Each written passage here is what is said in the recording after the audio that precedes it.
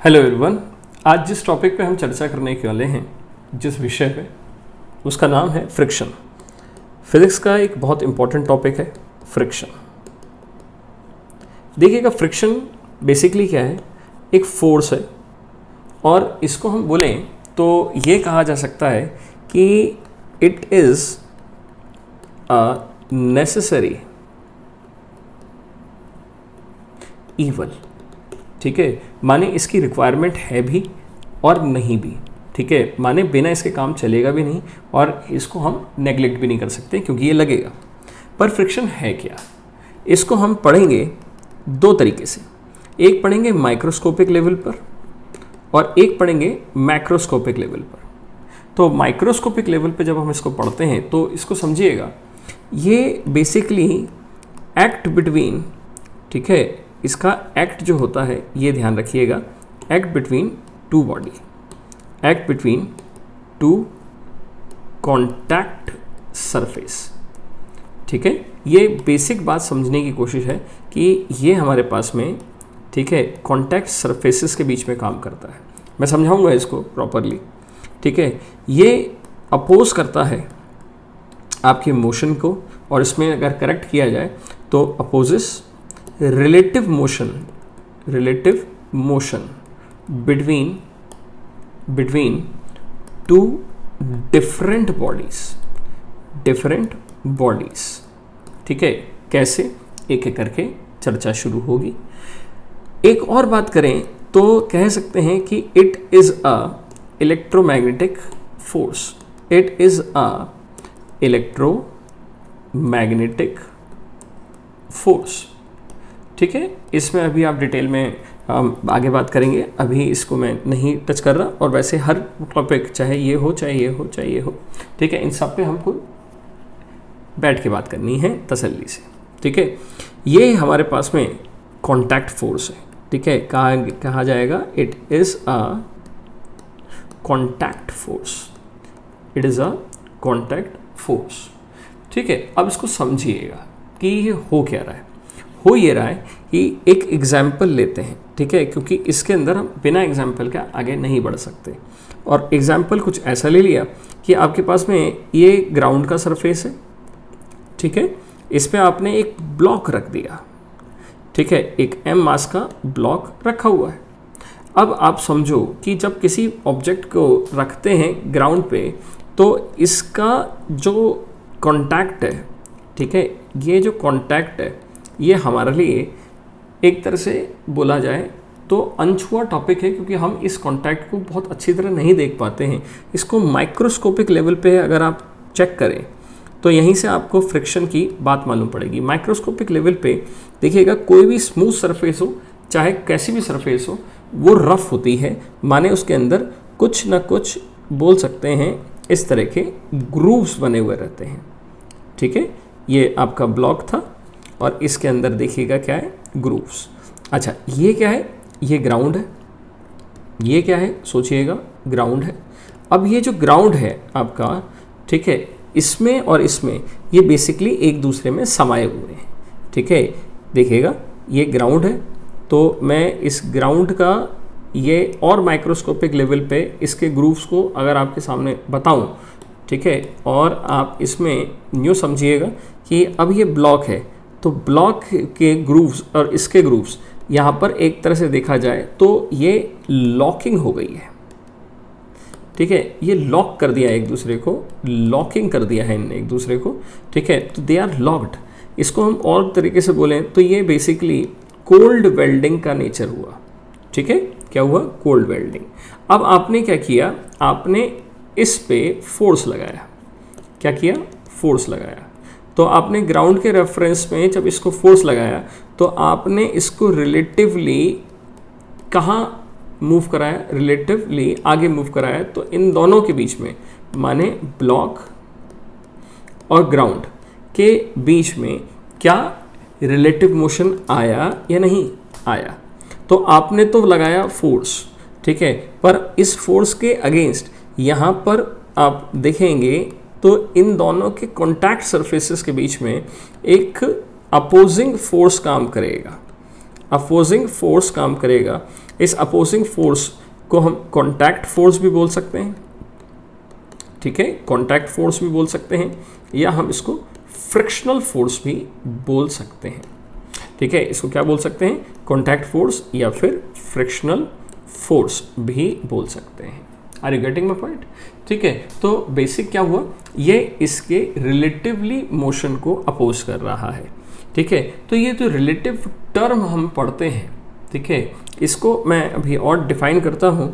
तो हम कह सकते हैं बेसिकली इस कंडीशन को देख के कि फ्रिक्शन कैन ऑपरेट, देखिएगा, friction can operate between two surfaces, ठीक है।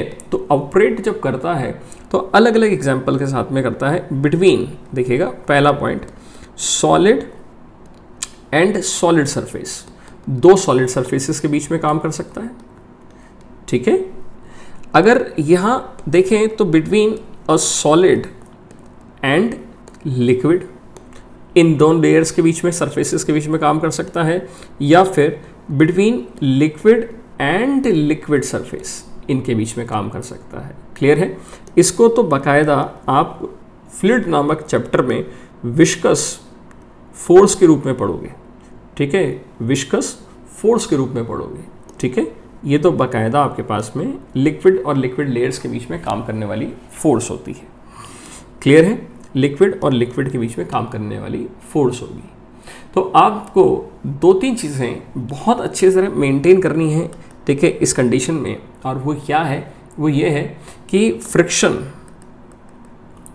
कैन प्ले, ठीक है, इनटू द मोशन व्हेन, ठीक है, व्हेन, जब आपके पास में, ठीक है, जब सरफेस ऑफ कॉन्टैक्ट के बीच में, ठीक है, दो चीज़ें हों, व्हेन, मैं इसको दो पार्ट्स में डिवाइड कर रहा हूँ, ठीक है, व्हेन कॉन्टैक्ट सरफेसेस के बीच में, कॉन्टैक्ट सरफेसेस के बीच में, ठीक है, between contact surface there is a relative motion, ठीक है, रिलेटिव मोशन माने ऑब्जेक्ट चल पड़े, ठीक है। एक होता है कि बिटवीन कॉन्टैक्ट सरफेस ये काम करेगा, ठीक है, ध्यान समझिएगा, बिटवीन कॉन्टैक्ट सरफेस ये काम करेगा, बिटवीन कॉन्टैक्ट सरफेस ये फोर्स काम करेगी, ठीक है, कॉन्टैक्ट सरफेस, ठीक है, और बॉडी के पास में क्या हो, टेंडेंसी हो, ठीक है, क्या हो, टेंडेंसी ऑफ रिलेटिव मोशन हो, ठीक है। ये दो बहुत इंपॉर्टेंट पॉइंट्स हैं, इसमें ध्यान से समझिएगा। एक होता है टेंडेंसी और एक होता है चल पड़ी बॉडी, ठीक है, दो बॉडीज चल पड़ी हैं, एक होता है टेंडेंसी।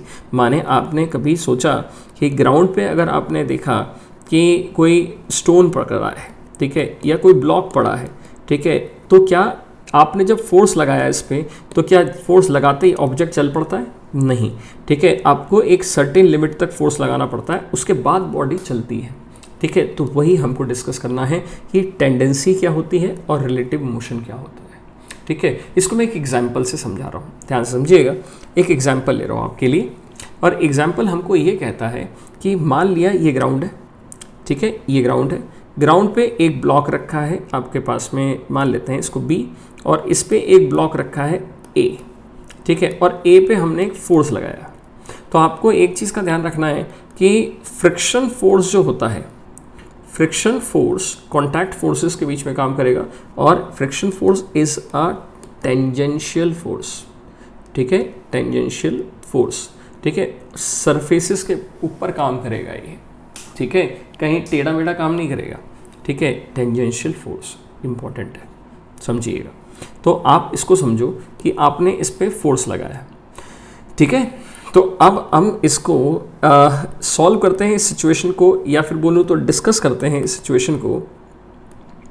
कैसे डिस्कशन होगा, यहाँ पर आप देखो कि ब्लॉक ए पे जब फोर्स लगा, ब्लॉक ए पे जब आपने फोर्स लगाया, तो block A is doing relative motion, होगा या नहीं बताओ, रिलेटिव मोशन, ठीक है, ऑन ब्लॉक बी, बोलो हाँ या ना, ठीक है।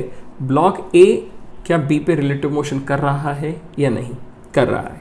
तो आप क्या करो, ऑब्जर्वर बन जाओ, ठीक है, ऑब्जर्वर बन जाओ और ऑब्जर्वर सिट्स एट ब्लॉक ए पे बैठ जाओ। तो आप बन गए ऑब्जर्वर और आप ए पे बैठ गए, ठीक है। अब मैंने इसका फ्री बॉडी डायग्राम मेंटेन किया। तो ए पे फोर्स लग रहा है आगे, तो आपने देखा कि ब्लॉक ए का रिलेटिव मोशन कहाँ हो रहा है, आगे, किसके रेस्पेक्ट में, with respect to B. Clear है। तो आपने फ्रिक्शन को क्या समझा है, फ्रिक्शन बोलता है कि अगर किसी भी दो ऑब्जेक्ट्स के बीच में रिलेटिव मोशन हो रहा है तो उसका मोशन अपोज करेगा। तो ब्लॉक ए पे फ्रिक्शन का डायरेक्शन कहाँ होगा, डायरेक्शन ऑफ फ्रिक्शन अपोजिट में, ठीक है, रिलेटिवली अपोजिट में। क्लियर है। ये रहा आपके पास में पहला केस।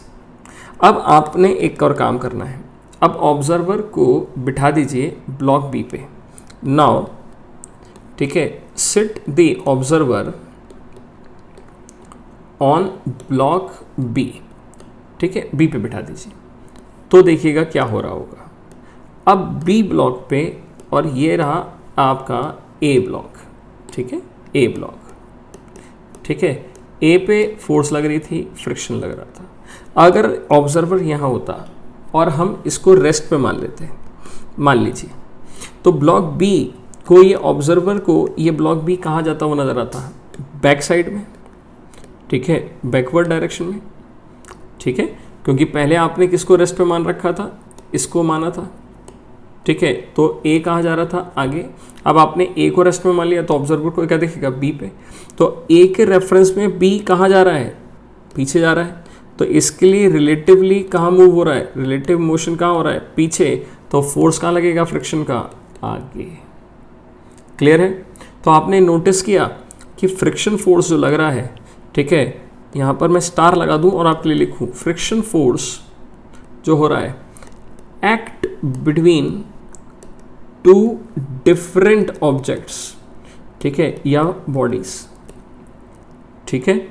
और इसकी एक और ख़ास बात, इसका जो मैग्नीट्यूड है वो सेम है, ठीक है, having same magnitude, having same magnitude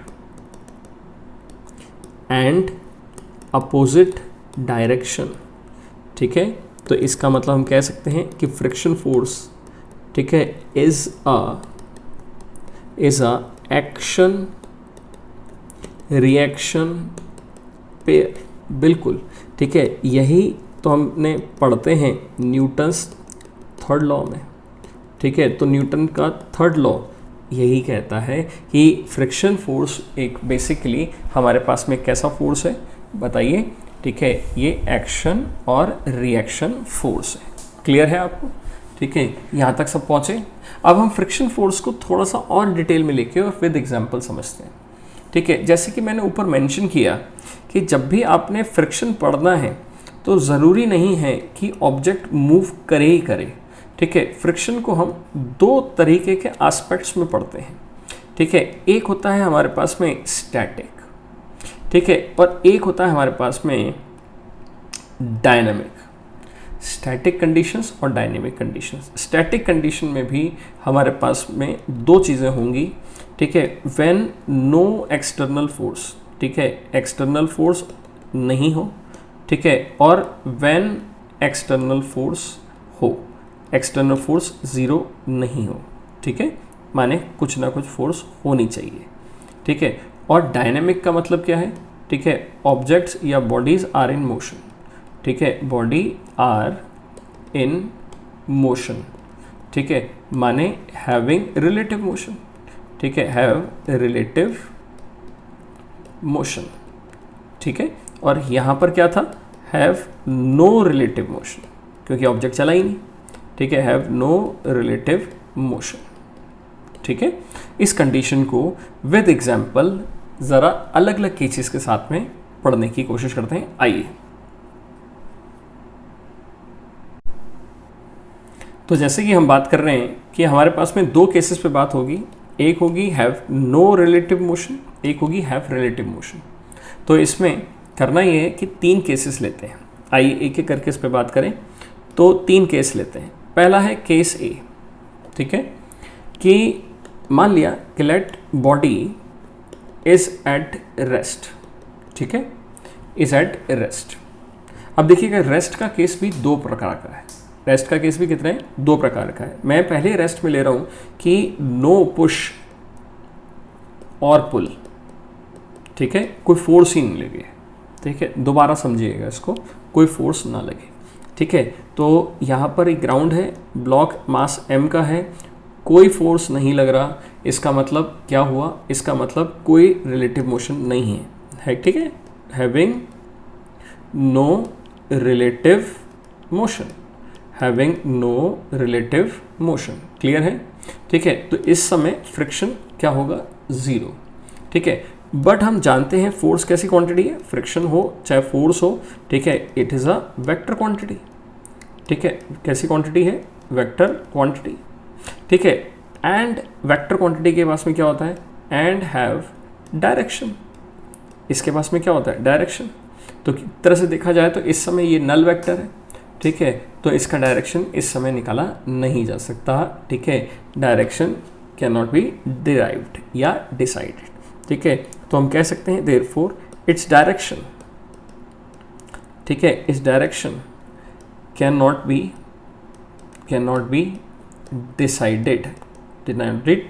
decided, ठीक है। हमको डिसाइड करने के लिए क्या करना पड़ेगा, फोर्स लगानी पड़ेगी, क्या करना पड़ेगा, फोर्स लगानी पड़ेगी, जो हमारा अगला केस है, केस बी, ये इंपॉर्टेंट है, ठीक है।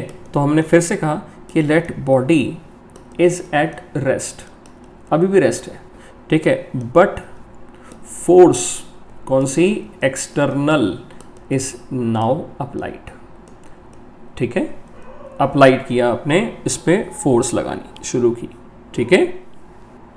आई तो केस बी पे हम जब बात कर रहे हैं कि फोर्स तो आपने लगा दी, ठीक है, अब आपने जब फोर्स लगाई तो बॉडी चली नहीं है अभी, ठीक है, तो क्या पाया गया, समझिएगा, ठीक है। जब आपने फोर्स लगाया तो आपने जैसे ही फोर्स लगाया तो बॉडी अभी मूव नहीं करी है उस फोर्स से, ठीक है। तो पाया गया कि फ्रिक्शन जो है वो इक्वल इन अपोजिट, ठीक है, अप्लाई होती है। माने क्या पाया गया कि अगर कोई ऑब्जेक्ट है जो ब्लॉक m, ठीक है, आपने इस पर फोर्स लगाया तो इसके पास में क्या आया, ग्राउंड के रेफरेंस में, ठीक है, टेंडेंसी आई चलने की आगे, टेंडेंसी टू मूव फॉरवर्ड, ठीक है, बॉडी चली नहीं है अभी टेंडेंसी आई है चलने की, ठीक है, बॉडी मूव नहीं की है, ध्यान समझिएगा, टेंडेंसी आई है, ठीक है। तो टेंडेंसी क्या होगी, टेंडेंसी इसके रिलेटिव मोशन की हुई, ठीक है, टेंडेंसी टू मूव हुई, मूव नहीं हुई है, ठीक है, तो टेंडेंसी क्या हुई, टेंडेंसी ऑफ रिलेटिव मोशन हुई, तो यहाँ पर फ्रिक्शन काम करेगा अपोजिट डायरेक्शन में, क्लियर है, रिलेटिवली अपोजिट डायरेक्शन में।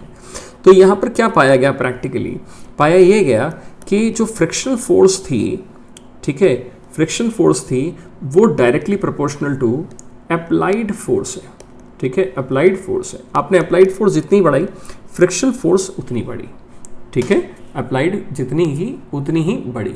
इसको हम कहते हैं इस समय, ठीक है, कि फ्रिक्शन फोर्स, समझिएगा, friction force is a self adjusting force, self adjusting force, ठीक है, ये अपने हिसाब से एडजस्ट करती है।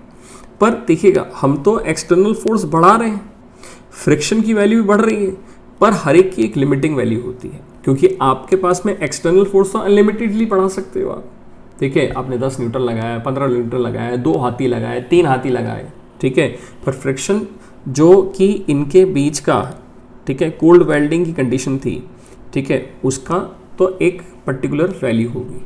तो यही चीज़ हमारे पास में केस सी में आएगी, ठीक है, कि लेट अप्लाइड फोर्स, ठीक है, इज नाउ सच दैट, ठीक है, सच दैट कि इट बिकम इक्वल और ग्रेटर देन लिमिटिंग वैल्यू या फिर maximum value of frictional force, ठीक है, ये इतनी ज़्यादा हो जाए, ठीक है, कि अब ये चलने की बात हो जाए, तो ये जो मैक्सिमम वैल्यू आती है ना, मैक्सिमम फ्रिक्शनल फोर्स जो आती है, इसको हम लिमिटिंग फोर्स भी बोलते हैं, ठीक है, लिमिटिंग फोर्स भी बोलते हैं, या हम इसको स्टैटिक फ्रिक्शन भी बोलते हैं। क्या बोल सकते हैं? स्टैटिक फ्रिक्शन, क्योंकि स्टैटिक अभी तक बॉडी चली नहीं थी, टेंडेंसी थी चलने की, ठीक है। तो ऑब्जेक्ट के लिए ये भी पाया गया कि ये जो फोर्स है जब तक ये चली नहीं है, ठीक है, ये ध्यान दीजिएगा, जब तक ये चली नहीं है, ठीक है, एक चीज़ पाई गई जो लिमिटिंग फोर्स होती है, ठीक है, कौन सी? Limiting force. ये अगर मैं इसका FBD डायग्राम बनाऊं, ठीक है, कौन सा डायग्राम? फ्री बॉडी डायग्राम मैं बनाऊं, तो क्या पाया जाएगा? तो ये पाया जाएगा कि आपके पास में जो फोर्स लग रही है, ठीक है, वो फ्रिक्शनल फोर्स, ठीक है, कौन सी? लिमिटिंग फोर्स, वो F लिमिटिंग, ठीक है, F limiting directly proportional to किसके होगी? नॉर्मल रिएक्शन की, ठीक है। ये किसके प्रोपोर्शनल पाई गई? प्रैक्टिकली नॉर्मल रिएक्शन की, ठीक है। और F लिमिटिंग या स्टैटिक बोलते हैं इसको, ठीक है, F लिमिटिंग या स्टैटिक बोलते हैं। ये एक प्रोपोर्शनलिटी कांस्टेंट के साथ में लिखी जा सकती है। इसको हम बोलते हैं कोएफिशिएंट ऑफ स्टैटिक फ्रिक्शन, ठीक है, कोएफिशिएंट ऑफ स्टैटिक फ्रिक्शन, ठीक है।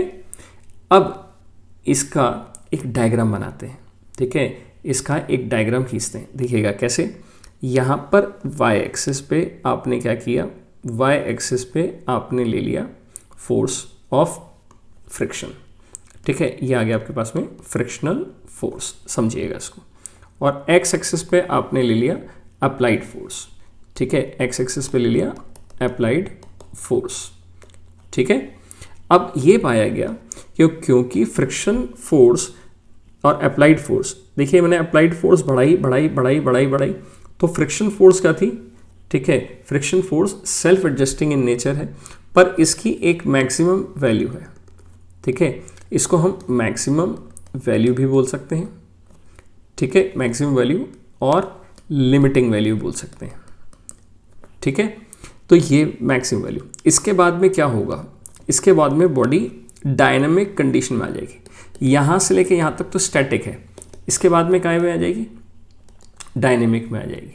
तो पाया गया कि डायनेमिक बॉडी चल पड़ी, ठीक है, ध्यान समझिएगा, बॉडी अगर चल भी पड़ेगी, ठीक है, तब भी क्या फ्रिक्शन ज़ीरो हो जाएगा? नहीं, ठीक है, फ्रिक्शन ज़ीरो नहीं होगा। यहाँ पर हम कह सकते हैं, यहाँ पर डायनामिक या फिर काइनेटिक फ्रिक्शन काम आएगा, ठीक है, ध्यान दीजिएगा, यहाँ पर डायनामिक या फिर काइनेटिक फ्रिक्शन काम आएगा, ठीक है।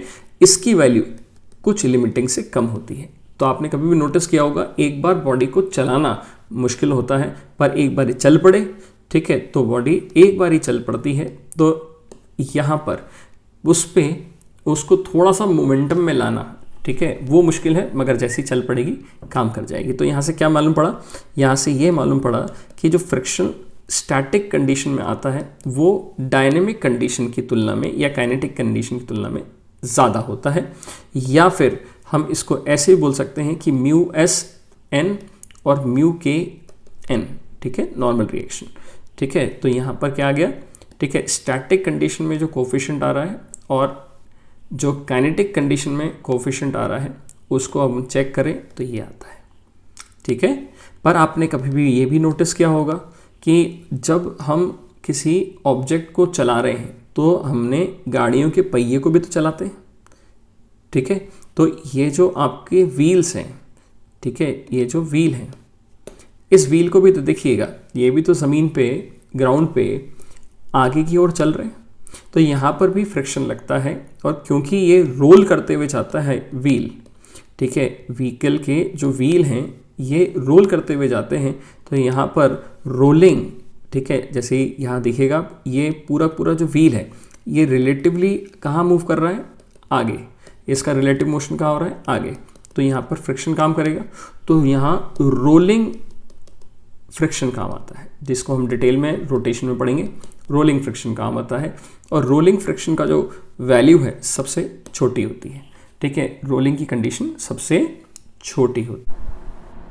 तो हमारे पास में फोर्स ऑफ फ्रिक्शन और अप्लाइड फोर्स के बीच में जो रिलेशन बनता है, जो ग्राफ बनता है, ठीक है, वो प्राप्त हो गया। अब ध्यान से और देखते हैं विद एग्जांपल्स कि आखिर फ्रिक्शन के बारे में और क्या क्या मालूमात हो सकती है। तो देखिएगा, सबसे पहली बात मैं यहाँ पर डायरेक्शन ऑफ फ्रिक्शन पे आपकी ध्यान दिलाना चाहूँगा। डायरेक्शन ऑफ फ्रिक्शन, देखिए मैं केस ले रहा हूँ रिलेटिव मोशन के अपोजिट कंडीशंस में, कि केस ए में मान लेते हैं एक ट्रक जो है, ट्रक इज़ एक्सेलरेटिंग, ठीक है। बड़ा सिंपल सा केस है, ट्रक इज़ एक्सेलरेटिंग, ठीक है। मान लेते हैं ई ग्राउंड है और इस पे ये ट्रक आगे की ओर जा रहा है, ठीक है, एक्सेलरेट हो रहा है ए से। इसके ऊपर एक ब्लॉक रखा है एम, ठीक है। अब हमसे पूछा गया है कि आपको चर्चा करनी है डायरेक्शन ऑफ फ्रिक्शन क्या होगा, ठीक है, on the block, on the block.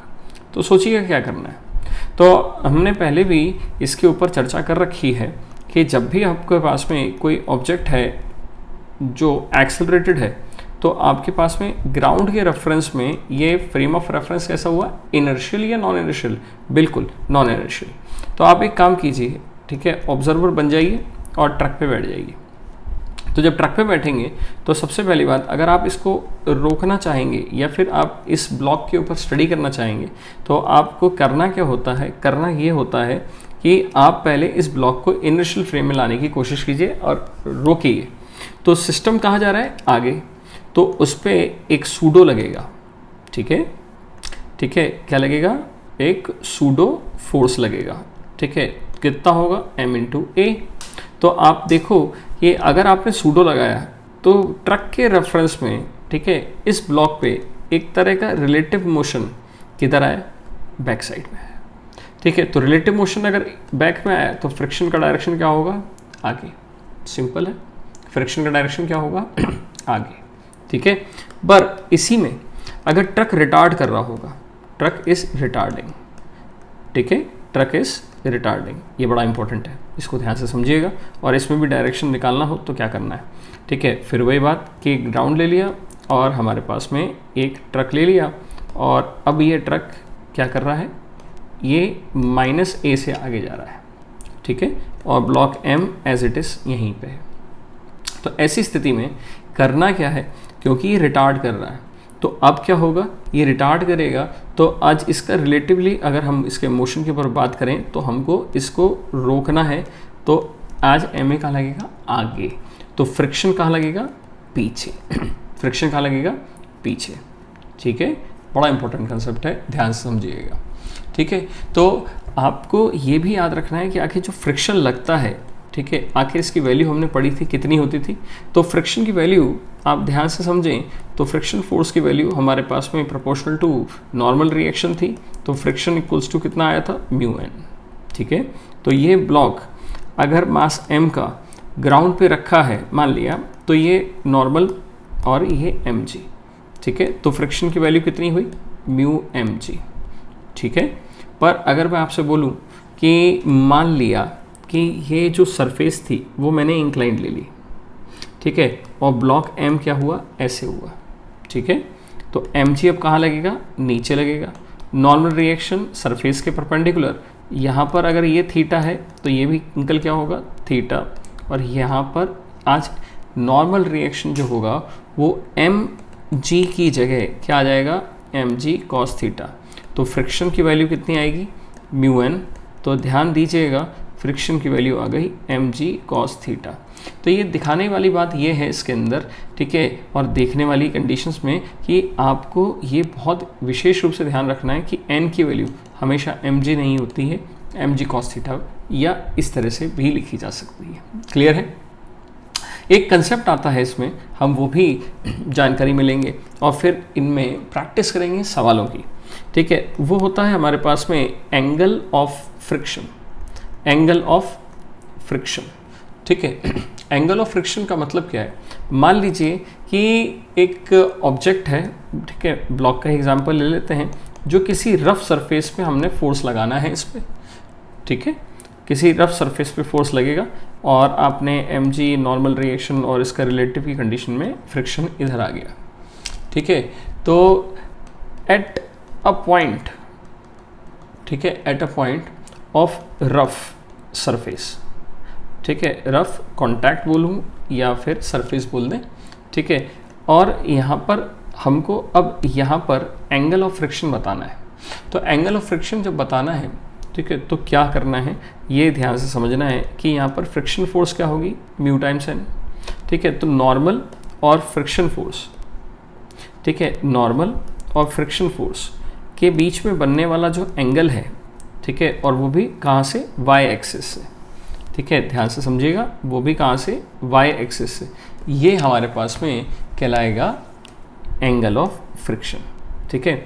जिसकी वैल्यू अगर देखें आप तो आपको मालूम पड़ जाएगा कि ये 10 लैम्डा लिखा जा सकता है हमारे पास में, देखिएगा, ठीक है, एफ अपॉन एन या फिर mu N upon N, N से एन कैंसिल आउट हो गया, तो 10 लैम्डा इक्वल्स टू म्यू या फिर लैम्डा इक्वल्स टू आ गया आपके पास में 10 इनवर्स म्यू, ठीक है। इसको हम एंगल ऑफ फ्रिक्शन बोलते हैं। इसी तरह से आपको फ्रिक्शन की डिफरेंट कंडीशंस को ध्यान रखना है। एक एक करके जब इनके एग्जांपल्स के ऊपर बात करेंगे तो हमको और क्लियर होगा कि आखिर फ्रिक्शन को हम अप्लाई कैसे करते हैं, डायरेक्शंस कैसे निकालते हैं, ठीक है, तब ज़ोरदार बात आती है। तो आप हमेशा ध्यान रखिएगा, फ्रिक्शन जैसे मैंने स्टार्ट में बात की थी कि it is a necessary evil, ठीक है। तो आपको ये याद रखना है एक इम्पॉर्टेंट पॉइंट कि फ्रिक्शन कैसी फोर्स है, हमसे पूछा जाता है। तो friction is a non conservative force, ठीक है, friction is a non conservative force, ठीक है। माने इसके द्वारा वर्क डन जो होगा, work done depend on the path, not on initial and final position, ठीक है। इसका सेंस ये रहता है कि जो मैकेनिकल एनर्जी होती है, ठीक है, मैकेनिकल एनर्जी जो आपने किसी ऑब्जेक्ट को खिसकाने में इस्तेमाल की, वो फ्रिक्शन के अगेंस्ट हमसे पूछा गया है, तो वर्क डन जो होता है वो कन्वर्ट हो जाती है, ठीक है, is get converted into heat, it get converted into heat, ठीक है। ये हीट में कन्वर्ट होती है, ना कि काइनेटिक एनर्जी में। तो ये हमारे पास में फ्रिक्शन नुकसान कर सकता है। पर आपको फिर से याद दिलाऊं कि हमेशा जो नुकसान लग रहा है वो हमेशा नुकसान नहीं है, ठीक है। क्यों? क्योंकि अगर फ्रिक्शन नहीं होता, ठीक है, इफ फ्रिक्शन नहीं होता, इज एब्सेंट, ठीक है, तो हम ना तो चल पाते, ठीक है, तो नो तो मोशन होता, ठीक है, ना हम चल पाते, ना व्हीकल चल पाते, ठीक है, ना ही व्हीकल चल पाते। ये बड़ा इंपॉर्टेंट पॉइंट है, ठीक है, कि अगर आप देखिएगा फ्रिक्शन के कारण ही हम चल पा रहे हैं या फिर गाड़ियाँ मूव कर पा रही हैं। देखिए मैं बताता हूँ आपको, एग्जांपल देता हूँ, ठीक है। ये ग्राउंड है, ये ग्राउंड है, ये हमारा पाँव है। जब हम इसको ग्राउंड को पुश करते हैं, ठीक है, तो हम एक्शन करते हैं, और ग्राउंड और पाँव के बीच में जो फ्रिक्शन है वो हमको क्या दे रहा है, रिएक्शन दे रहा है, इसलिए हम आगे बढ़ पाते हैं, ठीक है। अगर ये नहीं होगा तो हम नहीं चल पाएंगे। जैसे आपने अगर याद करिए कि आपने स्लिपिंग का केस पढ़ा होगा कि अगर आइस सरफेस है, ठीक है, बर्फ़ की सरफेस है, बर्फ़ की सरफेस पे मूव करना कितना मुश्किल होता है, क्योंकि आपने पुश किया, ठीक है, तो एक्शन तो दिया पर रिएक्शन नहीं मिलता, तो आपको गिर जाते हैं आप, ठीक है, तो स्लिपिंग हो जाती है। क्लियर है? इसी तरह से अगर हम व्हीकल की बात करें तो जो पहिए हैं उन पे अगर आप ध्यान से देखें तो पूरा पहिया जो है वो आगे की तरफ मूव करने की कोशिश करता है, तो उसके लिए रिलेटिवली मोशन कहाँ होगा, आगे की ओर। पर फ्रिक्शन इसको एक टॉर्क देता है क्योंकि रिलेटिवली आगे बढ़ रहा है, जिसके कारण इसके पास में रोटेशनल मोशन भी प्राप्त होता है। तो friction is a necessity evil जो हमको आगे बढ़ाने में हेल्प कर रहा है। तो अगर कोई बॉडी मूव कर रही है, अगर कोई बॉडी जैसे यही ब्लॉक है, अगर ये बॉडी पे फोर्स लग रहा है, फ्रिक्शन इसके रिलेटिव को अपोज कर रहा है, ठीक है, और ये बॉडी आगे मूव कर रही है, एक्सेलरेट हो रही है, ठीक है, तो इसकी इक्वेशन आप कैसे लिखेंगे वो थोड़ा सा ध्यान देते हैं। तो फोर्स हो गया F - F equals to ma, ठीक है। ये कब लगेगा? If F is greater than friction force, तभी तो एक्सेलरेट कर रहा, ठीक है, तभी तो एक्सेलरेट कर गया, ध्यान देंगे, ठीक है। इसके ऊपर बहुत विशेष ध्यान रखिएगा। मैं यहाँ पर आपके सामने दो छोटे छोटे एग्जाम्पल्स दे रहा हूँ जो हमारे पास में इंजीनियरिंग के एग्जाम्स में, मेंस में पूछे जा चुके हैं कि आपने करा क्या। आपसे पूछा जाता है कि आपने एक काम किया, ये एक ब्लॉक रखा है ज़मीन पे, ठीक है, हॉरिजॉन्टली, और आपने इस पर फोर्स लगाया पुश और एक बार लगाया पुल, क्लियर है। तो आपको यहाँ पर ये दे रखा है कि एक ब्लॉक है, ठीक है, ये आपके पास में एक ब्लॉक दे रखा है, ग्राउंड है, ठीक है, यहाँ पर एक ब्लॉक दे रखा है मास m का, और ये ग्राउंड के रेफरेंस में जो कोफिशिएंट दे रखा है वो आपके पास में है म्यू, ठीक है। अब इस पर एक फोर्स लग रही है, ठीक है, इस पर एक फोर्स काम कर रही है, ठीक है, ध्यान समझिएगा। मैंने इस पर एक फोर्स लगाया, पुश करती हुई फोर्स लगाया, जो वर्टिकल के साथ में थीटा एंगल बना रहा है, जो वर्टिकल के साथ में थीटा एंगल बना रहा है, ठीक है। तो अब इस फोर्स के कारण इस पे वेलोसिटी आएगी और वो है कांस्टेंट, ठीक है, कांस्टेंट वेलोसिटी, क्लियर है। तो हमसे पूछा गया है कि find the force required to slide the block with uniform velocity, क्लियर है। तो आइए ज़रा इसको सॉल्व करते हैं और इसका फ्री बॉडी डायग्राम देखें, चेक करें। तो मैंने इसका फ्री बॉडी डायग्राम आपके लिए बनाना है। तो यहाँ देखिएगा, इस फोर्स के दो कंपोनेंट रहेंगे, एक रहेगा आपके पास में, देखिएगा कौन सा, एक रहेगा आपका F cos थीटा, ठीक है, एक रहेगा आपके पास में F sin थीटा, क्लियर है, ठीक है। नॉर्मल रिएक्शन तो लग ही रहा है और mg लग ही रहा है, ठीक है।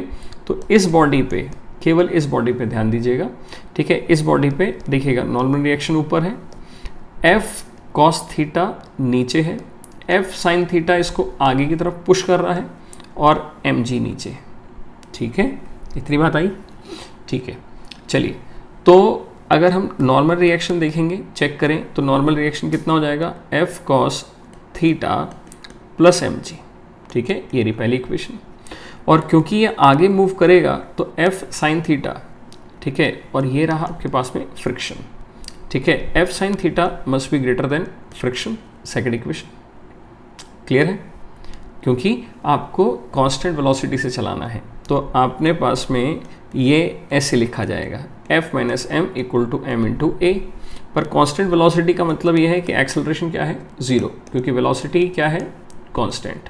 तो कांस्टेंट वेलोसिटी है, एक्सेलरेशन ज़ीरो, तो इसका मतलब हुआ F sin theta equals to F, या फिर बोल सकते हैं म्यू n, या फिर बोल सकते हैं F cos theta plus mg, ठीक है, n की वैल्यू रख दी, ठीक है। सॉल्व करते हैं तो आपका F sin theta equal to mu F cos theta plus mu mg, इतना आएगा। या फिर फोर्स जो रिक्वायर्ड हमसे पूछी गई है वो कितना आएगा, म्यू mg, बिल्कुल सही, ठीक है, अपॉन साइन थीटा, ठीक है, sine theta minus mu cos theta, ठीक है। एग्ज़ाम में आया किसका, ये था आपका पुश का सवाल, ठीक है। अगर हम पुल के ऊपर बात करें, जैसे पेपर में सवाल आया, ठीक है, एक एग्जांपल और लेते हैं कि एक बॉडी है, ठीक है, ग्राउंड पे रखी है, मास m का ब्लॉक है, यही आपने इस पे फोर्स लगाया, ठीक है, आपने इस पे फोर्स लगाया और आपने ये पूछा है कि कोफिशिएंट ऑफ स्टैटिक फ्रिक्शन आपके पास में ये दे रखा है म्यू, ठीक है। तो हमसे पूछा जाता है कि अप्लाई फोर्स करना है कि जिससे ये मूव कर सके, ठीक है, it is desired to make a body to move, ठीक है। तो हमसे पूछा गया है कि find the force F so that it desired to move, ठीक है। और जो फोर्स पूछी गई है F, ये पूछी गई है मिनिमम, ठीक है, मिनिमम। तो मैंने आपको इसमें फोर्स का डायरेक्शन दे दिया था, ठीक है, पर पेपर में डायरेक्शन नहीं दे रखा। तो आप समझो कि फोर्स ऐसे भी लग सकती थी, ऐसे भी लग सकती थी, ऐसे भी लग सकती थी, ऐसे भी लग सकती थी, किसी भी डायरेक्शन में लग सकती थी। तो हमने क्या करना है, हमने इसके ऊपर, ठीक है, इस ब्लॉक के ऊपर मान लेते हैं, ठीक है, इस ब्लॉक के ऊपर मान लेते हैं किसी थीटा एंगल बनाता हुआ फोर्स लग रहा है, ठीक है। तो अगर एक्स एक्सिस से मान लिया थीटा, तो एक हो गया एफ कॉस थीटा, समझ में आ गई बात, एक हो गया एफ साइन थीटा, ये दो कंपोनेंट हो गए। नॉर्मल रिएक्शन एम जी, तो एफ कॉस थीटा इसको कहाँ खींचेगा, आगे की ओर, तो इसका मतलब रिलेटिवली आप देख सकते हैं फोर्स ऑफ फ्रिक्शन कहाँ आएगा, पीछे की ओर, तो म्यू एन आ गया, इजी है। अब आप इसको सॉल्व कर लीजिए। तो आपने जब सॉल्व किया तो नॉर्मल रिएक्शन कितना आएगा, नॉर्मल रिएक्शन आपके पास में आ जाएगा यहाँ पर M G minus F sine theta, पहली इक्वेशन क्लियर है। अच्छा, दूसरी क्या होगी, एफ कॉस थीटा, ठीक है, और म्यू एन। तो अगर मैं आपसे पूछूं कि ये इसको जो कंडीशन है कि मिनिमम फोर्स जिससे चल पड़े, इसका मतलब ये बड़ी होनी चाहिए, ठीक है, बराबर होगी या फिर बड़ी होगी तभी चल पाएगी, अदरवाइज नहीं चल पाएगी, ठीक है। अगर मैं हॉरिजॉन्टल फोर्स के बारे में बात करूं तो ये तभी आगे मिनिमम कंडीशंस में बढ़ पाएगा, अदरवाइज नहीं। तो ये कंडीशन ज़रा रख देते हैं। तो एफ कॉस थीटा, यहाँ पर म्यू, और यहाँ पर आ गया M G minus F sine theta, clear है। तो आपका एफ कॉस थीटा, ठीक है, और यहाँ आपने सारी वैल्यूज़ रख दी, तो ये आ गया एफ, और यहाँ आ गया म्यू एफ और साइन थीटा, क्लियर है।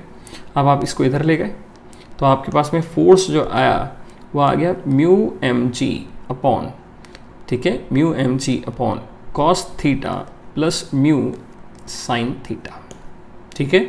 इसको मिनिमम पॉसिबल करना है तो डिनोमिनेटर क्या होगा, मैक्सिमम, ठीक है, F to be minimum, so cos theta plus mu sine theta, ये पूरी वैल्यू क्या करनी पड़ेगी आपको, ठीक है, ये करनी पड़ेगी मैक्सिमम।